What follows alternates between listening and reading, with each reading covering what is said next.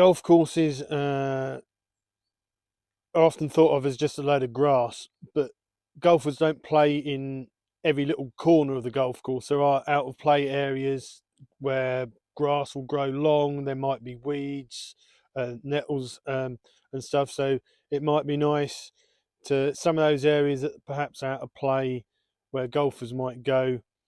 Add a little bit of colour in the form of wildflowers. You're giving a home to insects, bees, and butterflies and things like that. Um, so you wanna take a walk round, perhaps winter or autumn, winter, early spring, and have a look at areas that you could um, turn into a wildflower meadow, something that's out of play, um, between two fairways, or off on the edge of the course. So you could have areas out, where perhaps that golfers might not see. Equally, you want areas where golfers might see, so it's next to a fairway or something. So you can. There's several ways that you can do it. So at my previous club, I think we prepared an area. We chose an area that was near. It was near a brook, so it was near water. It was in between two fairways. It was a piece of ground where not much grew, so it was perfect opportunity to turn it into something a little bit more pleasing to the eye. So it was there was some grass, but it was quite bare. So we scarified it. So this is in October. We did that. We scarified it to about 60% bare soil. We bought the wildflower seed from, well, a wildflower seed company. There's numerous companies around. Put the seed on in the autumn, and then the following year, I think this was 2012. So 2012 was very wet, and it gave the perfect conditions for the seed that we sowed the previous autumn. And come the summer of 2012, it was full of colour, full of insects. We had a survey done. There was, I think, 5 species of bumblebee, and numerous other insects, grasshoppers and crickets and all that kind of stuff as well. And it get comments from the members, um, how colourful it looked, and yeah, so it provides something of interest for a golfer as they're walking around. And you can add interest, you can add colour, and just make it, particularly for visitors from other clubs and elsewhere, add a little bit of something extra to your course, so you've got a field of colour in amongst all the green, and you're providing a home and a habitat for a lot of wildlife, and it just gives the golfer something extra to look at on their way around. Yeah, it takes a little bit of time, obviously, for the wildflower seed to grow. Another way of doing it, which I also uh, did at my previous club. So instead of scarifying, we picked an area. It was behind a green, and we literally stripped the turf off.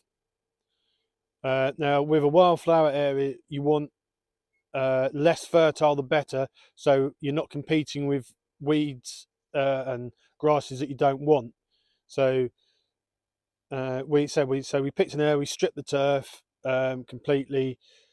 We used a machine to break up the soil, rake it around, and we sowed the wildflower seed, I think, end of March, early April, and that came up, that summer. And again, a small area only, but it provided a colourful backdrop behind a green, and just added a bit of interest for the members. I mean, golf courses full of a whole range of different habitats, and if you can provide the food at the bottom level, if you like, of the food chain, so you prepare an area of ground, sow the wildflower seed, you attract the insects attract birds that will eat them, bats will eat them, like moths, dragonflies, birds will eat dragonflies. And then other birds will eat smaller birds. So if you've got a lot of insects, then you'll likely have a lot of birds, and basically a lot of everything else as you go up the food chain. There's different ways of preparing the ground. One thing I perhaps didn't mention, so depending on where you're looking at putting a wildflower area, I mean, I wouldn't normally, you wouldn't normally want to use chemicals or associate chemicals with wildflowers, but if it's a particular bad area for weeds, you might want to spray it with total weed killer first, leave it a few weeks, and depending on how bad they are, then perhaps put another dose on, leave that for another few weeks, and then rotivate the whole ground, rake it all over, and then you hopefully killed off a lot of the thicker grasses that you don't want, and you can encourage the wildflowers to grow. And one idea, again, it depends on your ground and what you've had there previously. So if you had quite a thick grass area, it's quite weedy perhaps, you might want to think about sowing or adding yellow rattle into a mix.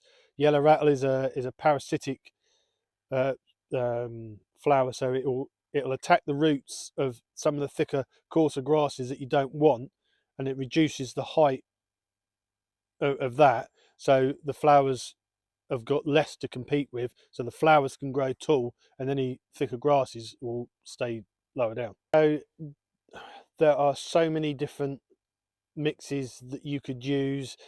You've got different ground types, so you might have some flowers that are suitable for clay soil or wetter areas, some that are more suitable for sandier, drier soil.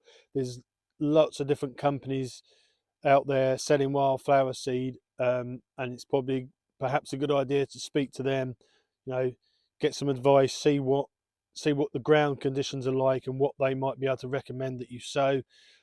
A lot of people prefer to stay native, so you only sow wildflowers seed for, UK flowers, but some people can also, you might also want to throw a mix of all sorts of stuff that, it's not necessarily British wildflowers, but will still create, a beautiful array of colour, and whether they're British or not, you're still going to have nectar for the insects.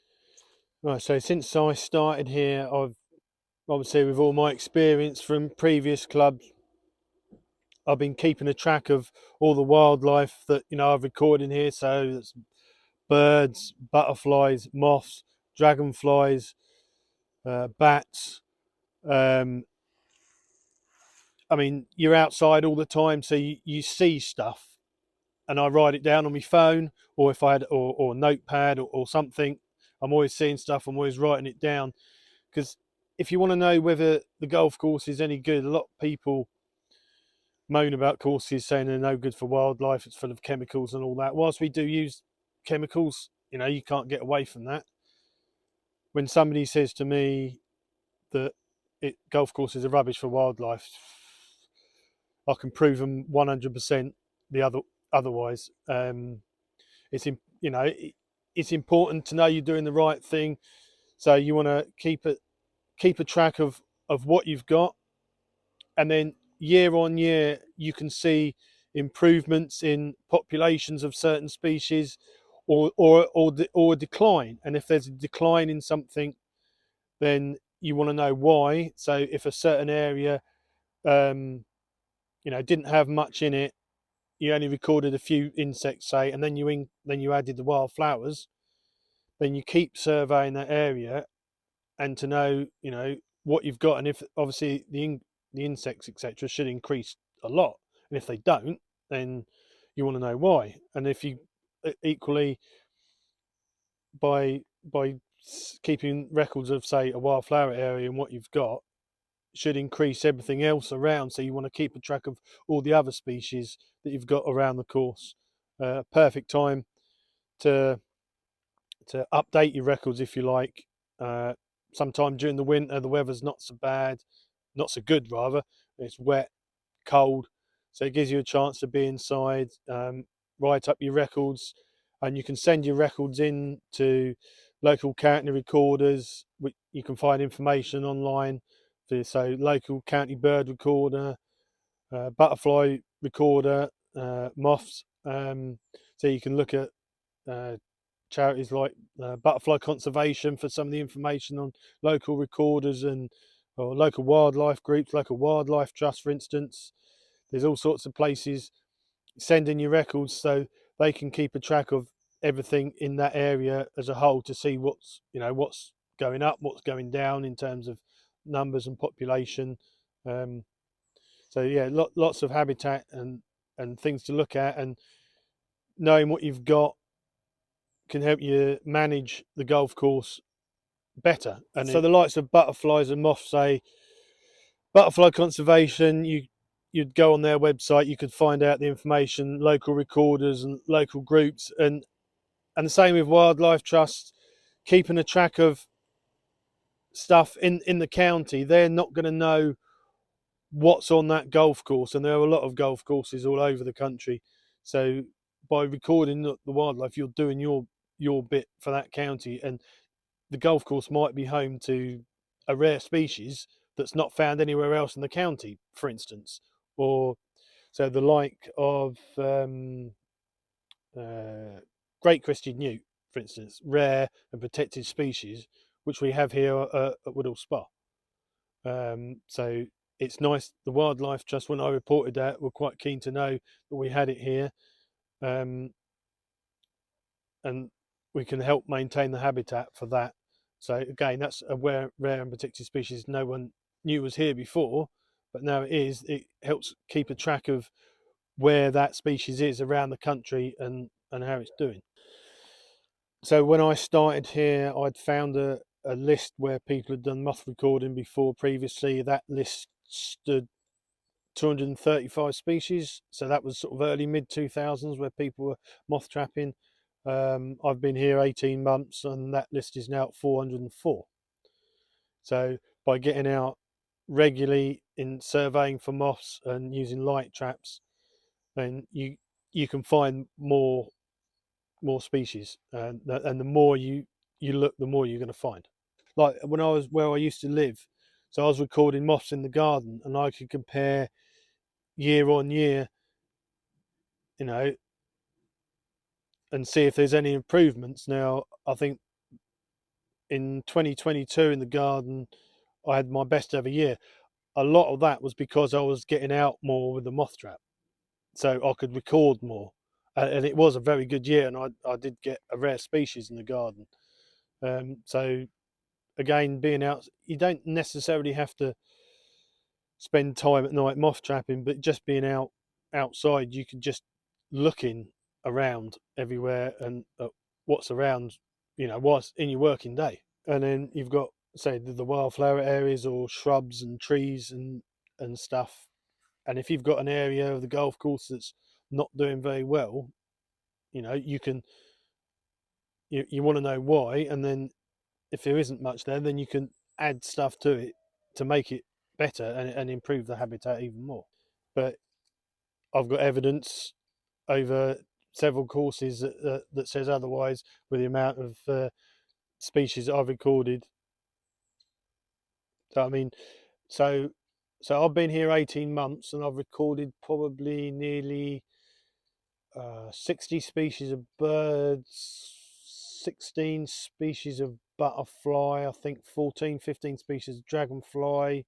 I've added 179 species of moth, and numerous other different species.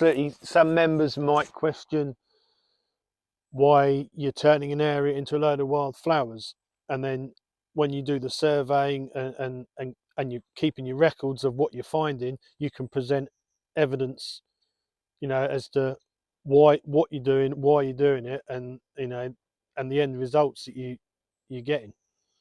So yeah, communication is the key.